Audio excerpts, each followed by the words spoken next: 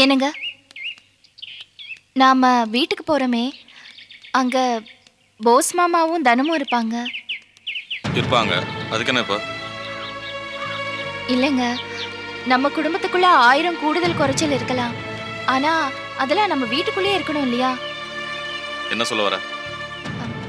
போஸ் மாமாவுக்கும் நமக்கும் நடுவுல இருக்கிற பிரச்சனை பொண்ணு பார்க்க வரவங்களுக்கு தெரிய வேண்டாம்னு நான் நினைக்கிறேன். என்ன இருந்தாலும் அவங்க 3வது மனுஷங்க இல்லையா? வர்றவங்க முன்னாடி 2 மகள்களும் ஒருத்தரை ஒருத்தர் முறைச்சுக்கிட்டு நின்னா அப்பா மனசு எவ்வளவு வேதனைப்படும்.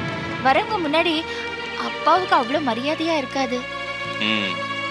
சுத்தி வளைச்சு எங்க வரேன்னு எனக்கு நல்லா புரியுது. நான் சொன்னதுல தப்பு ஒண்ணும் இல்லையே. நம்ம கொஞ்சம் அனுசரிச்சு போலாமே. என்ன பண்ணலாங்கிற? அந்த ஜென்டில்மேன் போஸை பார்த்த உடனே என் சகலையே உடன்பிறப்பேன்னு கட்டிப்பிடிக்க சொல்றியா? பார் சரோ, நான் நாகரிகம் தெரிஞ்சவன். இந்த போஸ் மாதிரி காட்டு பைய கிடையாது. 4 பேருக்கு நடுவில் சபையில் எப்படி நடந்துக்கணும்னு எனக்கு நல்லா தெரியும். உங்க அக்காவுக்கும் அந்த போஸ்க்கும் தான் யார் முன்னாடி எப்படி பேசணும்னு தெரியாது. கோச்சிக்காதீங்க. என்ன, நம்மளால அப்பாவுக்கு தர்ம சங்கடமா இருக்க கூடாதுன்னு தான் இப்படி எல்லாம் சொன்னேன். சரோ, என்ன பொறுத்த வரைக்கும் நான் என் மாமனார் வீட்டுக்கு ஒரு விசேஷத்துக்கு போயிட்டு இருக்கேன். ஒரு மருமகனா எப்படி நடந்துக்கணுமோ அப்படி நான் நடந்துப்பேன். ஆனா ஒண்ணு மட்டும் சொல்றேன், அந்த போஸும் தனமும் முதல்ல ஒழுங்கா இருக்கணும்.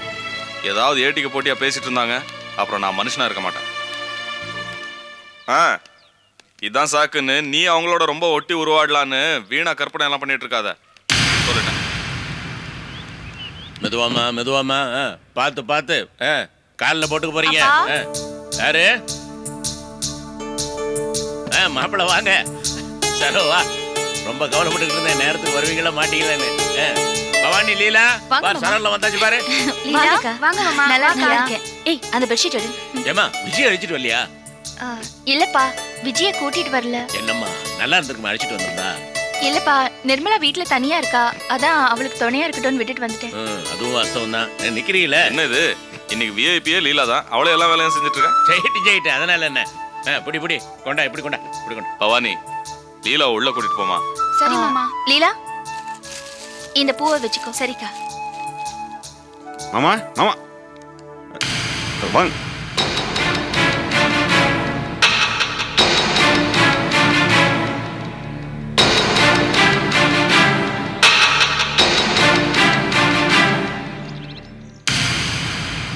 தானோ, இந்தா எல்லா ஜாமானும் வாங்கிட்டு வந்தாச்சு. சரி. சரவு மாணிக்கம் வந்தாச்சு உள்ள இருக்கு. வந்துட்டாங்களா? துள்ளி குதிக்காத. ஏன் என்னவா? அதான் வாப்பான்னு கூப்பிடலான்னு வாயை திறந்தேன், அதுக்குள்ள மூஞ்சி அந்த பக்கம் திருப்பிக்கிட்டான். அது அவனுக்கு இன்னும் கோவம் தீரல போல இருக்கு. நீ பாட்டு சரோட்ட பேசுறேன், நீ இழிச்சு நிக்காத, மேற்கொண்ட பிரச்சனையா போயிடும். புரியுதுல்ல? ஏன் நாங்க என்ன ரோஷத்துல குறைஞ்சவங்களா? அவங்க 8 அடி ஒதுங்கி நின்னா நாங்க 16 அடி ஒதுங்கி நிப்போம். நாங்க ஒண்ணு ரோஷத்துல குறைஞ்சவங்க இல்ல. ஆமா, நம்ம கோவம் தான் ஊரு ஜில்லாலாம் பரவி போய் கிடக்க.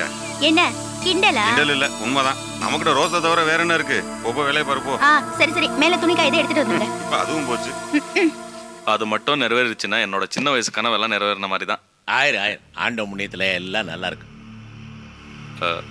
அப்புறம் மாமா, வாங்க வாங்க. சரி, இது வந்துடுறேன்.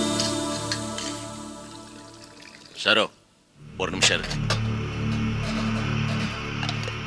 2 மாப்பிள்ளைகளை எவ்வளவு நாள் தான் அப்படி முடிச்சுட்டே இருப்பாங்க?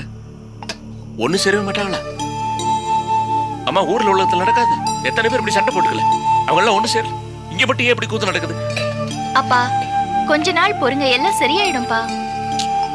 சரியில்லம்மா. 2 சம்பந்தம் பண்றோம், 2 கிரகமா இருக்கு. 3வது ஒரு மாப்பிள்ளை இதை பத்தி யோசிப்பான மாட்டான். இவங்க இப்படி தினம் முட்டி மோதிக்கிட்டே இருந்தாங்கன்னா வர்றவன் இதை பத்தி கவலைப்படுவானா மாட்டானம்மா? அவங்களுக்கு இவங்களோட மனஸ்தாபத்தை பத்தி தெரிஞ்சுமே எனக்கு ரொம்ப கவலையா இருக்குமா? அப்பா, நீங்க கவலைப்படுற மாதிரி இங்க எதுவுமே நடக்காது.